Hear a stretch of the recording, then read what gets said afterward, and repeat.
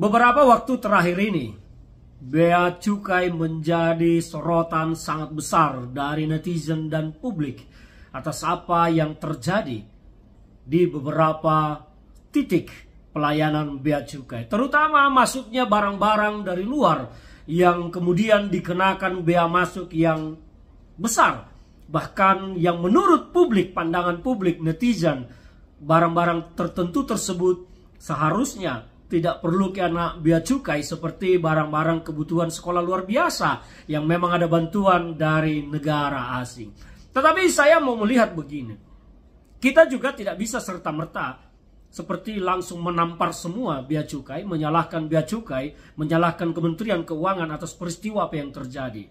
Seperti salah satu contoh, masuknya barang-barang ini diatur oleh aturan dari Kementerian Perdagangan. Kementerian Perdagangan yang membuat aturan dan bea cukai mengeksekusinya.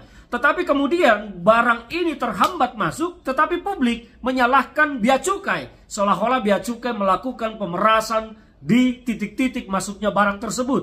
Padahal kalau kita mau jujur melihat, bea cukai menjalankan aturan yang dibuat salah satunya adalah Kementerian Keuangan. Kenapa barang-barang ini terhalang? Karena adanya aturan dari Kementerian Perdagangan, ya, Kementerian Perdagangan yang membuat aturan-aturan sehingga bea cukai mau tidak mau harus mengeksekusi aturan tersebut, karena kewenangan mengeksekusi di titik bea cukai, di titik masuk ini adalah bea cukai, bukan Kementerian Perdagangan. Tetapi menurut saya, kita tidak bisa menyalahkan secara mentah-mentah mutlak Kementerian Keuangan atau bea cukai dalam hal ini. Kita harus melihat aturan yang dibuat oleh Kementerian Perdagangan, seperti barang yang seharusnya masuk bantuan untuk sekolah luar biasa. Itu terhambat karena adanya aturan dari Kementerian Perdagangan. Seperti teman-teman juga yang menggunakan jasa titipan atau baru pulang dari luar negeri, bawa oleh-oleh, belanja baju, tas, segala macam. Ini adalah aturan-aturan yang dibuat Kementerian Perdagangan juga. Jadi bea cukai dalam hal ini mengeksekusi aturan yang dibuat Kementerian Perdagangan dengan rumusan tertentu, mereka menghitung bea masuknya berapa.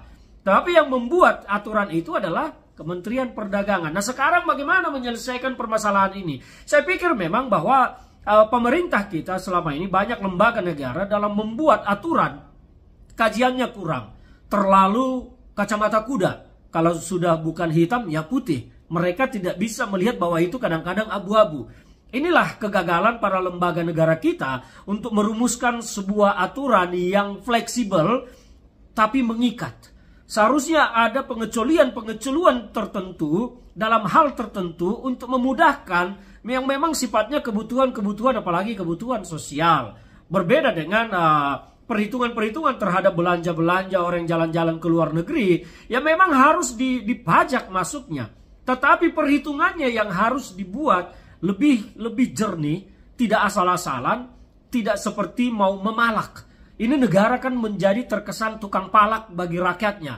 Negara seolah-olah menjadi perampok dari apa yang dimiliki oleh rakyatnya. Seolah-olah rakyat ini kalau pengen punya barang mewah, wah negara harus kebagian banyak juga dong. Nah, ini yang pola pikir yang salah. Jadi basic berpikirnya pejabat negara kita ini, mereka lebih cenderung membuat rakyat susah, membuat rakyat sulit supaya dapat sesuatu, terutama dapat pemasukan. Padahal bisa dibuat aturan itu fleksibel, ringan, mudah, tanpa memaksa masyarakat untuk membayar pajak, tetapi pendapatan negara akan dapat.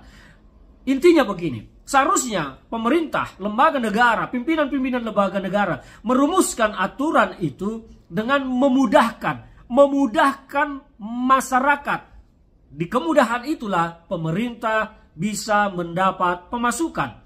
Ini yang harus dilakukan. Dan ini adalah salah satu strategi untuk menghapus suap. Karena orang dibikin sulit, akhirnya rakyat melakukan suap kepada pejabat. Dan jadinya yang menikmati adalah oknum, bukan negara.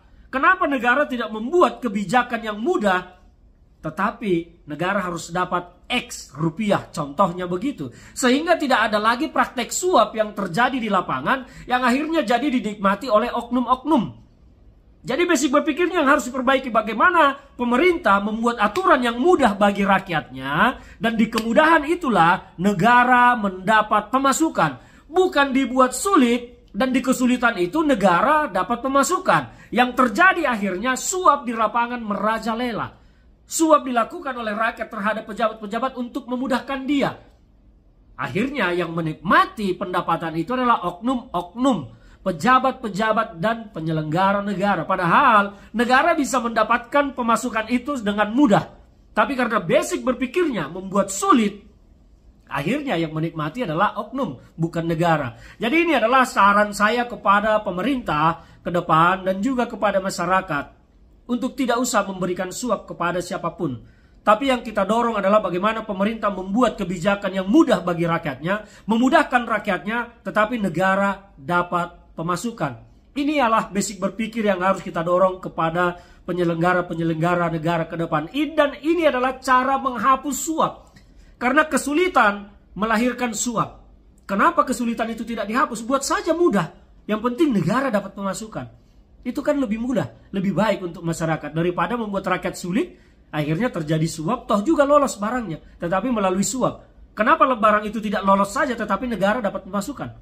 Kan itu harus lebih mudah dan lebih baik bagi negara kita. Nah ini yang dipikirkan. Dan kembali ke soal bea cukai, saya pikir dalam hal ini bea cukai kita tidak boleh salahkan serta-merta. Memang ada saja oknum-oknum yang nakal yang memanfaatkan kesulitan masyarakat untuk mendapat suap. Nah ini juga harus kita berantas. Tetapi saya tidak setuju dan tidak bersepakat kalau bea cukai disalahkan mentah-mentah dalam hal ini, karena bea cukai cenderung dan lebih banyak pekerjaannya itu hanya mengeksekusi aturan yang dibuat oleh Kementerian Perdagangan. Jadi kalau mau menyalahkan, salahkan saja dulu aturannya. Salahkan yang membuat aturan itu, bukan yang mengeksekusi aturan itu.